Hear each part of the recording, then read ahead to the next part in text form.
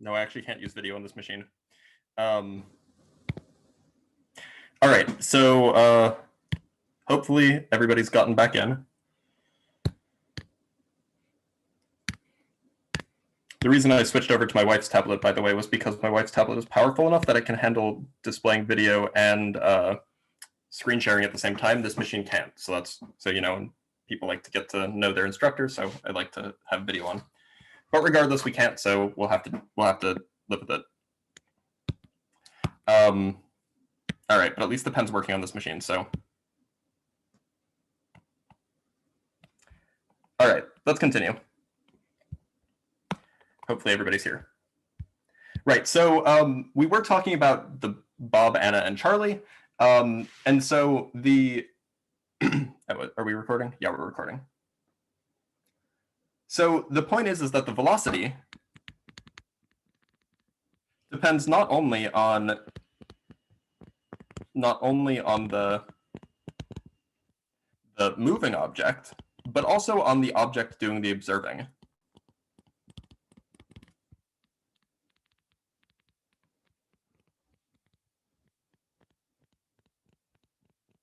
And that's important. So what we can do is we can actually describe velocity relative to some observer. So we would write the velocity of B, or say maybe the velocity of A, relative to B. We would write that as the vector V, because it's still a velocity, and then we would write A rel B. So that is the velocity of A as measured by someone who is following the trajectory of B. So what we would find is we would find that the velocity of A relative to B, this is the velocity of Anna as measured by Charlie, that's 90 kilometers per hour north. And I'm going to use north. I'm just going to put a little hat over it to indicate that that's the north direct unit vector. The velocity of Anna relative to herself, well, she sees herself as not moving at all. The velocity of Anna relative to Charlie, well, Charlie is on the train with her. So Charlie just sees Anna running south at 10 kilometers per hour. Which is the same thing as negative 10 kilometers per hour north, by the way. Just to be clear.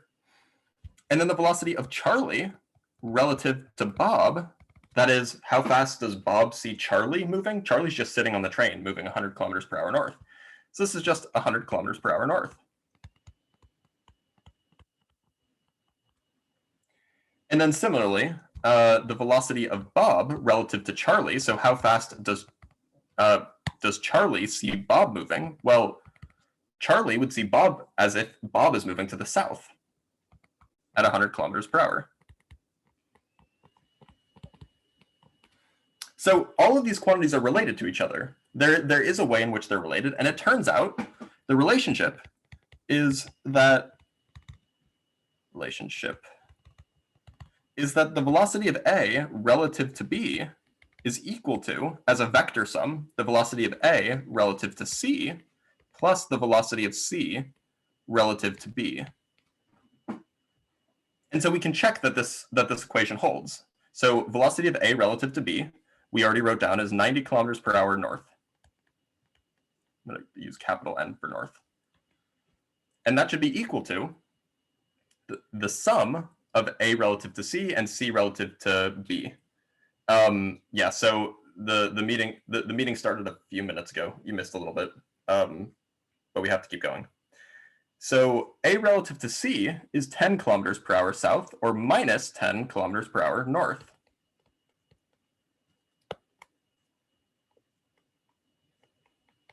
And then we add C relative to B,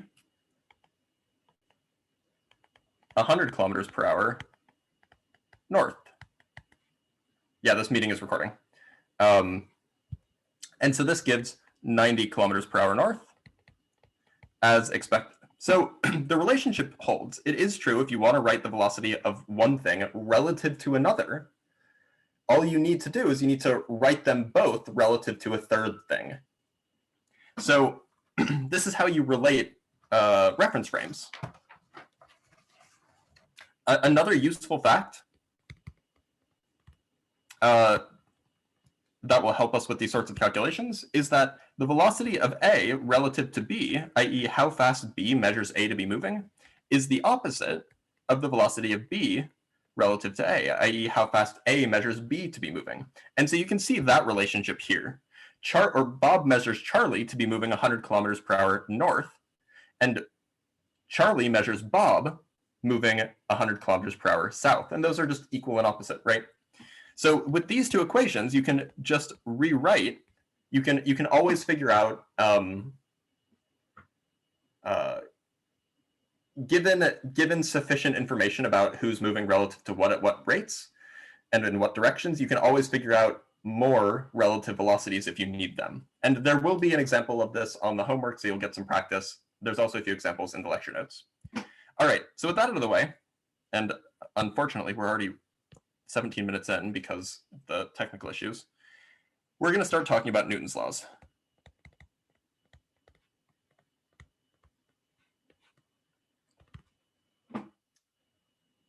Yeah, so you need 3 reference frames in order for this equation to be valid. If there's only 2 reference frames, then you never have to worry about computing relative to a third. But you can always come up with a third reference frame if you want, just make one up. Like you don't need a physical observer in the reference frame in order for you to calculate in some reference frame. Like you could calculate in the reference frame of the ground. There's no actual observer there, but it's still a reference frame that you can work in. You just put an imaginary observer there, right? Right, so let's start with Newton's first law.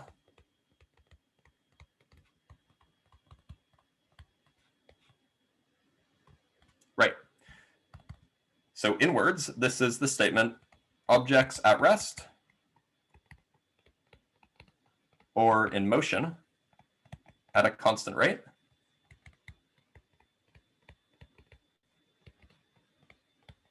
constant speed in a straight line.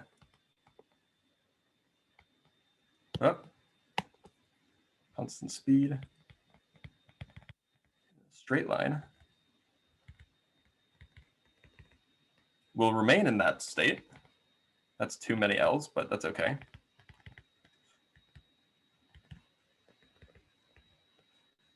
Unless acted upon by an external influence.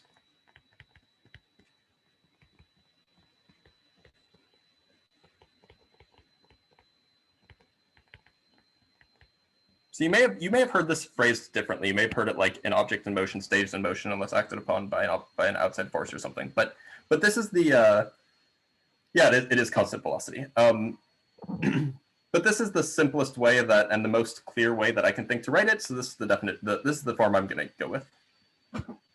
So this is great, but there's a lot of there's one very key thing that we haven't talked about, and that's what this external influence is. We haven't actually defined that.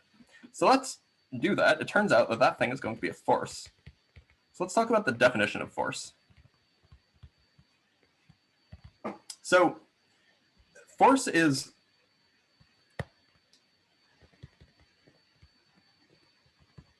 pushes and pulls.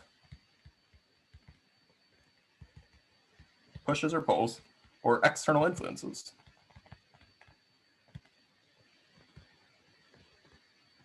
I suppose forces would be more correct. So that's and anything that does those things is called a force in physics. Now, likely the model, like the mental model that you have for a force, is not quite right. You might have some notions of force that are relatively informal, in which case we're going to try to get rid of those and replace it with a more formal definition of force, or a more correct notion of force, and then we can actually start to do physics with it. So let's talk about first what you might have already, the kind of thinking that you've already done with force. Let's try to get rid of that. So what isn't a force? So force is not a quantity stored in, possessed, or possessed by an object.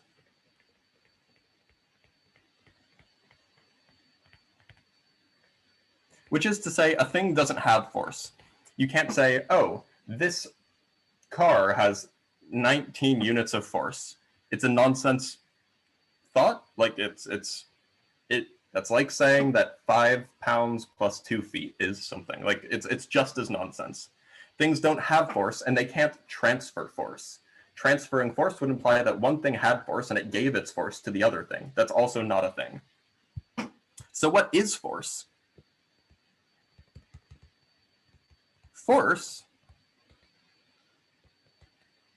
Force is an interaction. It's an interaction between two objects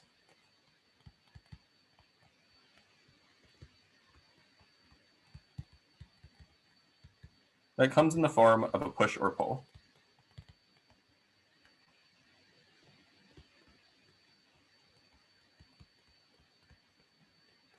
That's really all it is. But a force is an interaction, so you can't have a force without more than one object, right?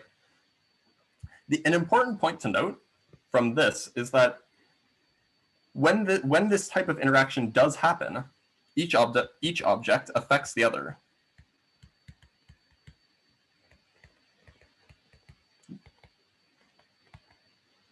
And just as a note, you always need two objects.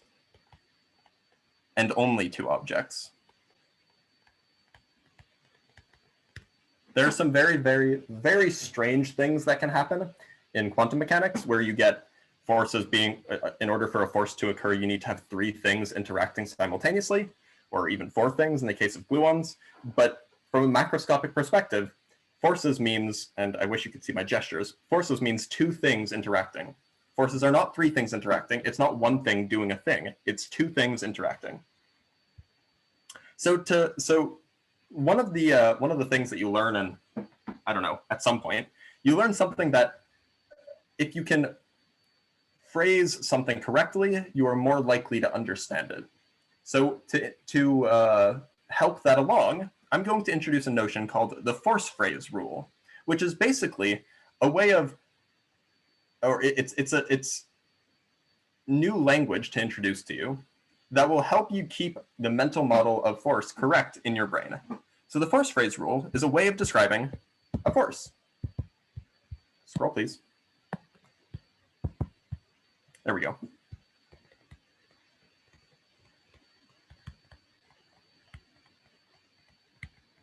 So the force phrase rule, or also known as just the force phrase, is just a way of describing a force in a consistent way that will keep the mental model of what force is correctly. So when referring to a force, actually I don't need to write that. When referring to a force, I always want you to use this wording.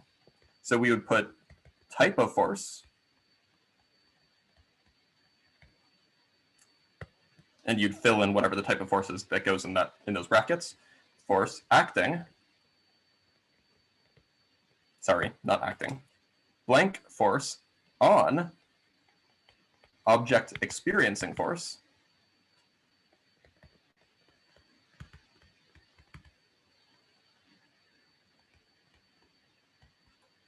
by object exerting force.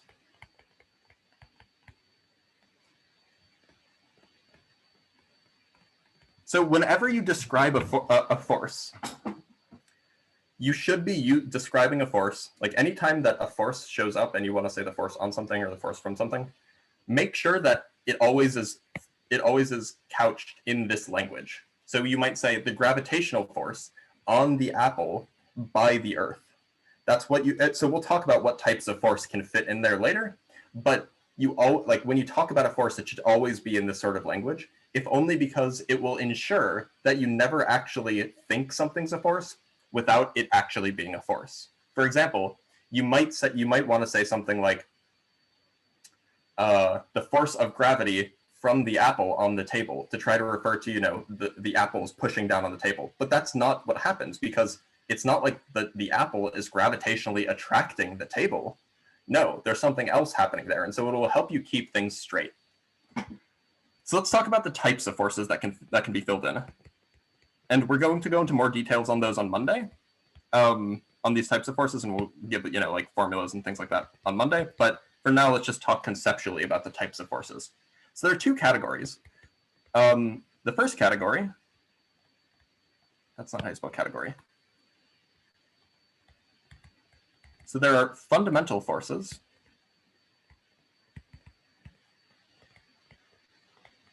And there are non-fundamental forces. It's not surprising.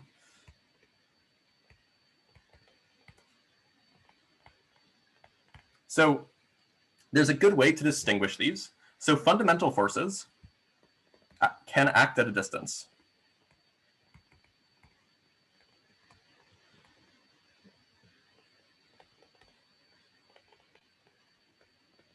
And the obvious counterpart then is that non-fundamental forces cannot act at a distance. And so when I say act at a distance, what that means is that they can act like they can act without contact. So for example, gravity is a fundamental force because the Earth, which is exerting the gravitational pull that we all feel, doesn't actually need to be touching the thing in order to exert that gravitational force, right? An example would be like a plane flying. A flying plane still experiences gravity, but it's not touching the Earth. And so in that sense, gravity is acting at a distance. And like the sun and the Earth, like they're not touching, but there's gravitational force between them. And so anything that can act at a distance would be an example of a fundamental force. As far as we know, there are 4 of these. There's gravity, there's electromagnetism, which you'll see in 9C, and then there's 2 nuclear forces, which you're not going to really see even if you go through 9D. You'll see it in like higher level physics if you major in physics, but just keep in mind that those nuclear forces are they're microscopic, so they don't really play a role in our everyday life. The non-fundamental forces do play a role in our everyday life. So what are examples of those? Scroll, please. Scroll, please.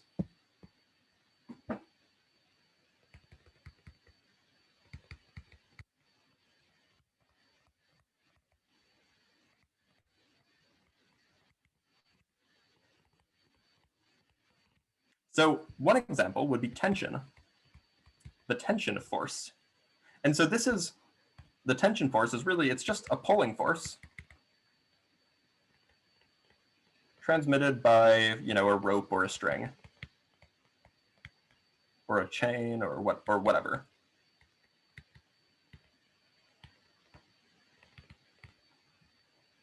There's the contact or the normal force. By the way, contact or normal are synonyms, so you can kind of use them interchangeably. Sometimes I'll use one, sometimes I'll use the other. This is a pushing force, which results from direct contact.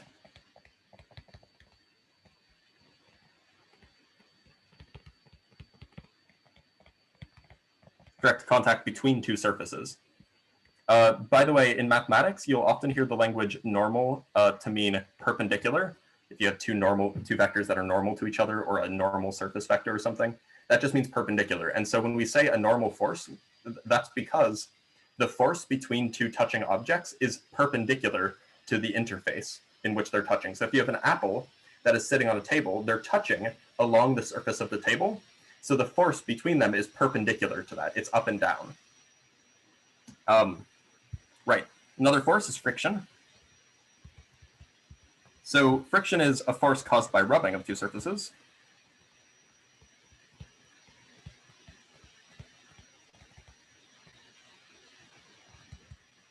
So again, it's just a type of, it's a non-fundamental force because it requires the 2 surfaces to touch each other. And this type of force, friction, opposes relative motion between the surfaces.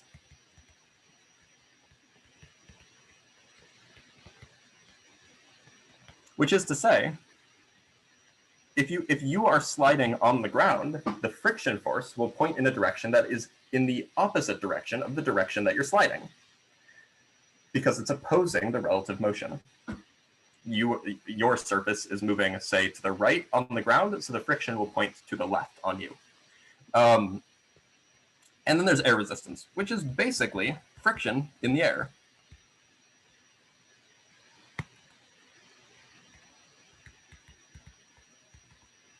Now, for a lot of this course, we're just going to kind of ignore air resistance, but, it's useful to know. And we are going to see other examples of forces. We're going to see, like, the Leonard-Jones potential, I think. And we'll probably see others. But, these are going to be your bread and butter type things. Okay, so those are the kinds of forces that can show up in type of force. By the way, I should probably tell you that gravity is an example. And electric. E and M, and the nuclear forces. Those are the fundamental forces. Right. All right, so great. What about, so those are the forces that can fill in there. So Newton's first law isn't particular, like it's nice, but it's not super great because it doesn't let us calculate anything. It just tells us what happens if there isn't any force. So instead, what we need is we need a little bit more. So we're actually going to skip over Newton's second law for a minute. We're going to jump right to Newton's third law. And we'll get back to the second law, hopefully today, to talk about what Newton's third law says, because it's a little bit more intuitive than Newton's second law, perhaps. So the third law is the statement that, and you've probably heard this, quoted in movies or whatever. It's the statement that for every action, there's an equal and opposite reaction. Now, this does not mean what you think it means. This is just a statement about forces. So let's clarify. So let's talk about definitions. So the action that we're referring to in this third law is a force from one object to another. That is the action that we're talking. That is what we're talking about when we say action. The reaction is a force from the second object to the first.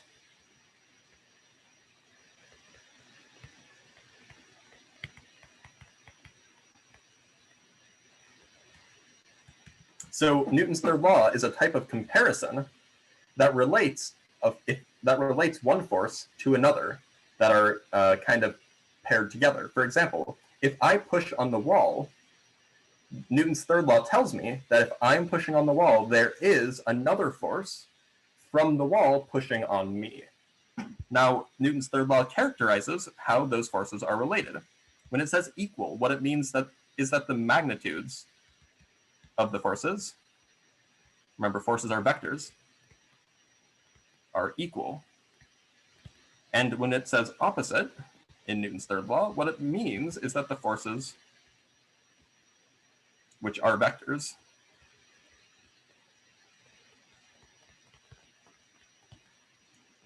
point in opposite directions.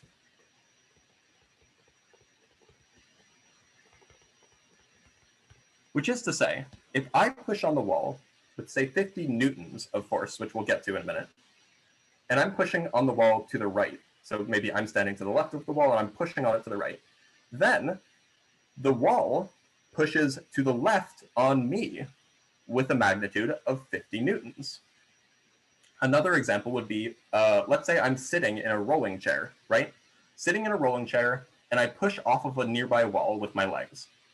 So the question is assuming that the wall is stationary, the question is what force makes me move? So I'm pushing, so the wall is to my right, and I'm pushing off the wall to my right. So I would like to move to the left. This is, you could imagine like sitting in a rolling chair, pushing off the wall and going flying to the left. So if you keep in mind that the forces only affect the motion of the object on which the force is applied, then this is a relatively easy problem. My legs aren't the thing that are pushing me, because my legs are part of me. How can my legs be pushing me? In order for me to experience a force which pushes me to the left, the force has to come from somewhere else. It has to be external, and it has to be applied to me, to the system of me in the chair. So what forces are present? Well, there's gravity, but that's not helping. The trick here is that I push on the wall with a contact force to the right, and therefore the wall pushes back on me to the left with that same magnitude. So the force that causes me to move to the left when I push off of the wall in a rolly chair is the wall pushing on me. So the force phrase in that example would be a contact force on me from the wall. That is the force that is being applied to me. That's the force that's causing me to move. It's not the force in my legs or something. That's not how we would use the force phrase. Now, just as a quick aside, the wall isn't moving because it's heavy and because it's like glued and not glued. It's buried in the ground, right? That's why the wall is not moving. But you can imagine that you push off of something, that is moving, and that's still true. No, this Newton's third law applies regardless. It's just like, for example, let's say that instead of a, so how does this work with gravity? So it does work. So I'll answer Toa's question in a minute. So with gravity, the force phrase, let's say I drop an apple. The force phrase would be the force of gravity on the apple from the earth. Now, that implies from Newton's third law that there is a force of gravity on the earth from the apple. And that is true. The apple pulls up on the earth. It's just the apple doesn't weigh very much compared to the earth. So the apple moves a lot and the earth doesn't move very much. But it is true that the apple does pull up on the earth. Now, to get to Toa's question, the magnitude of the force is the same. Toa's question is that this law is only valid with the condition that the object that you push wouldn't move. No, so that's not the case. So imagine instead that instead of me pushing on a wall, imagine that there's two people sitting in rolly chairs and they push off each other. Well, I push on one person, on the other person with some force. That person will push back on me with an equal and opposite force. So we'll both go flying off in opposite directions. And so you can automatically know what the net force is between what the force is from one of us on the other, because it's the same as the force from the other on the first person. Now there's an example that I mentioned in the lecture notes. Let me get to this. So another thing to write down. So when we have pairs of forces like this, which every force comes in a pair like this, we call these pairs of forces third law force pairs.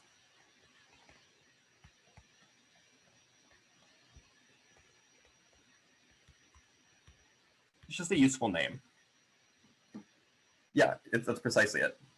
It's not that it doesn't feel the force. It still feels the force. It just doesn't move very much because of it. So in order to relate the pairs of forces, we can actually figure out how that affects the force phrase. So in the force phrase, as I mentioned earlier, in the force phrase, the on and the by are swapped for third law force pairs. So going back to the gravity apple earth example, so the third law force pairs for that case would be, one of them would be the force of gravity on the apple by the earth, and its pair would be the force of gravity on the earth by the apple. Notice I just swapped the objects in the on and the by for the force pairs, or for the force phrase. So what this means is that sometimes you only need to know half the forces. Like if you only know half the forces, that gives you the other half, because Newton's third law tells you what the other half have to be. Now, one thing that I want you guys to be extra careful of is make sure that you never call two things third law force pairs if they aren't. Like, they're only third law force pairs if you can write their force phrase rules by swapping the on and the by. That's the only way that they can be third law force pairs. So keep that in mind. Like, it's not like the force pushing up on the apple is not the third law force pair of the apple pushing, or the force of, like, if you set an apple on a table, right? There's a force pushing up on the apple to keep it in place, and there's a force of gravity pulling it down. But those are not third law force pairs. Those are completely separate things. So these third law force pairs, like, they don't cancel out. They don't both act on the same object. They act from one object onto the other and vice versa. Right, so super important. We'll see a lot of examples of these, by the way. All right, so before we continue with Newton's second law, let's take a detour and let's talk about force or free body diagrams.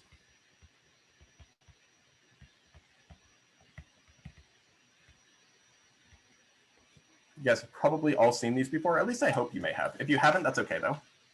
So a free body diagram is basically our best tool for analyzing forces and their effects on motion, right?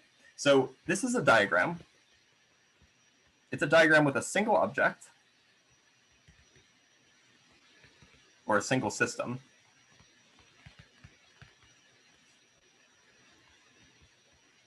And by the way, this is something that you would like draw physically. And it has arrows representing force vectors on it.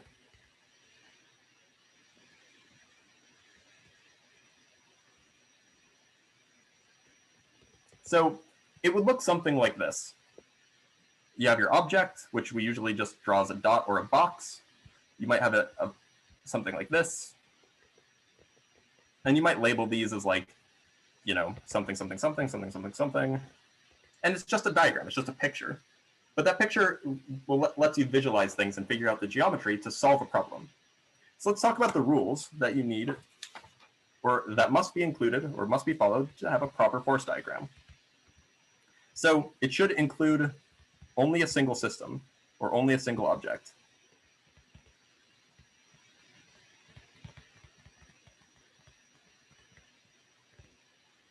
Usually we represent that with a dot, like I said, or a box. Sometimes you can just draw a picture of the object to keep it kind of straight, but usually the shape of the object or the system doesn't actually matter. Another rule, the force vectors must be real.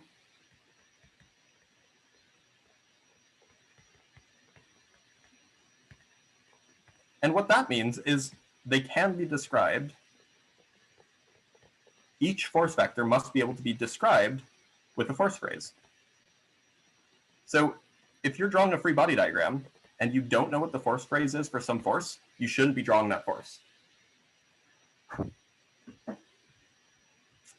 Another rule is that only forces on the object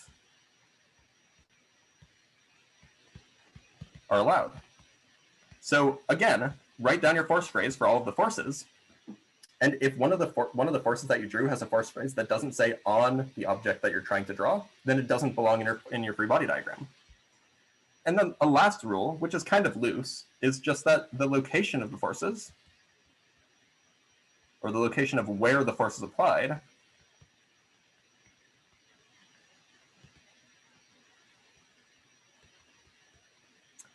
generally doesn't matter.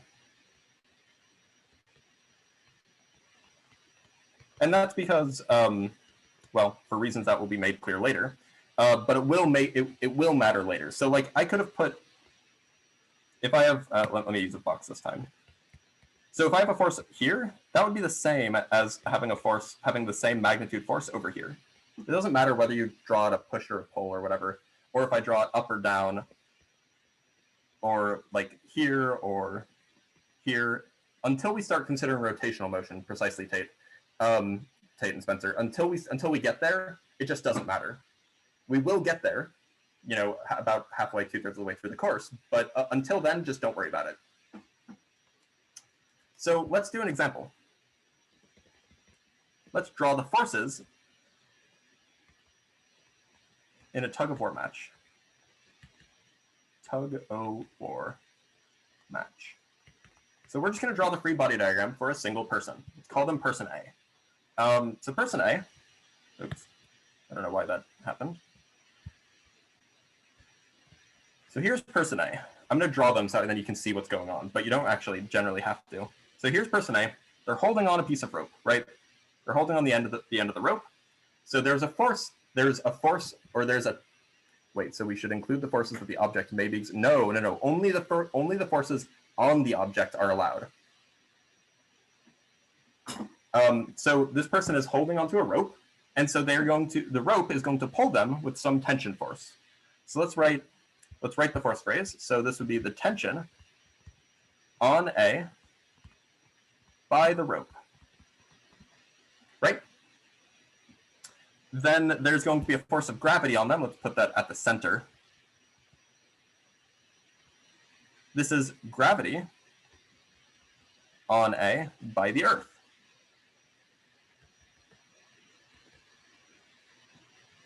There's going to be forces coming up from the feet, from the ground pushing up on you.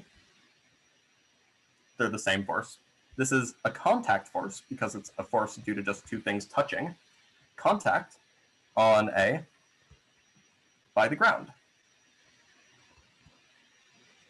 You wouldn't write a force vector for something that's not a real force. That's the point. So you need to make sure that before you try to draw something that you think is real, make sure that you check that it is real. And then, you know, the person's leaning back, they're digging themselves in. So there'd be a force on their feet pushing them to the left, which is a friction force. Because if they were on ice, they would slide, right? So it's friction that's keeping them in place. Scroll, please. There we go. This is friction on A by the ground. So the question then is how do we tell if this person wins or loses the tug of war match? Well, to win a tug of war match, you just stand still. You pull really hard, or maybe you even walk backwards. But winning, but it would be enough to just stand still and never be moved, right? So losing would mean that this person wasn't moving and then started moving. So what are the only forces that could be pushing on this person? Well, there's tension, pulling the person to the right, and friction, pushing the person to the left. So it seems like the only thing that matters here, so these are forces on the person. There is a force on the person. There's a force there's a force on the rope by the person, but that's not included in this free body diagram because that's not a force on the person. So the important point is that it seems like all that matters here is the friction, right? The tension is basically a way of transmitting the strength that the other person is pulling with, right, on the other end of the rope. So it seems like this person's just at the mercy of the ground. And in a sense, that's true. Like, you could put a 5-year-old girl up against a 250-year-old or 250-pound 6'5" bodybuilder, and if the bodybuilder is sitting on ice and the girl is in like mud or sand or dirt, the girl's going to win the tug of war match, and that's because the friction on the bodybuilder is just too small. Like, he just can't dig himself in, and it increases friction levels. So really it is the friction, but the way that we have an influence on it, assuming it's a fair game, is that, you know, you can dig in, you can increase the amount of friction by, you know, angling yourself and, you know, sliding your feet purposely against the ground and stuff in certain ways. So you do have some control, but at the end of the day, the thing that's keeping you from being tugged or from being yoinked to the other side is the friction. It's the ground helping you. It's the ground keeping you in place. Right, so this is just an example of a free body diagram, and eventually, after we talk about Newton's second law, we'll have the tools to be able to analyze this type of system and put numbers to it. So let's talk about Newton's second law.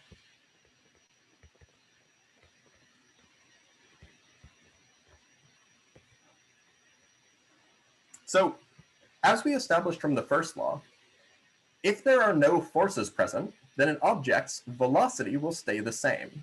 Right, that was what we determined. I mean, we wrote it in more words, but it was the object will either stay still or it will keep moving in a straight line at a constant rate unless there's an external influence. And those external influences were forces, which is to say, if there is an external force, then the object's velocity will change. So the way that we quantify that is Newton's second law. So Newton's second law is really just a math version of the first law. So we know force isn't proportional to the velocity because a thing can have velocity without having any forces on it.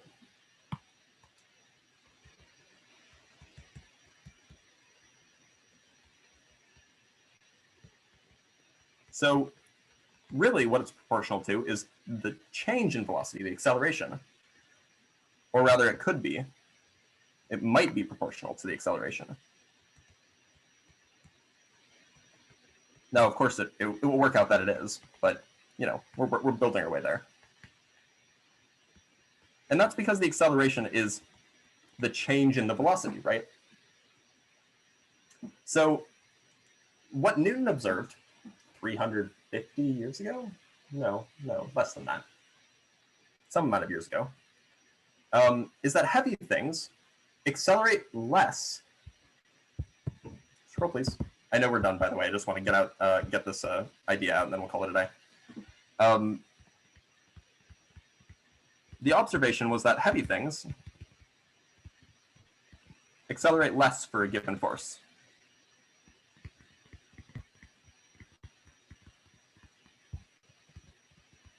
Which is to say, oh, did my pen just stop working? Yes, it did. And so Newton just concluded, well, let's just say that the acceleration is just inversely proportional to mass. Easy peasy. The conclusion then is that acceleration the acceleration of an object is produced and is equal to the force on the object divided by the mass of the object.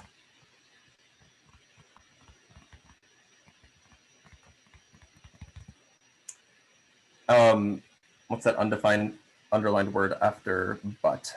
Yeah, it's the word is might, sorry. And so the units here, just so we can check and then we'll be done. Well, the units of the force should then be equal to the units of the mass times the units of acceleration. So it should be kilograms, which is mass, times meters per second squared, which is acceleration. And this gets a name, and it's named after Newton, and it is called the Newton and abbreviated with a capital N. And so that's where we're going to end it today. We will continue with Newton's second law tomorrow, or not tomorrow, Monday. And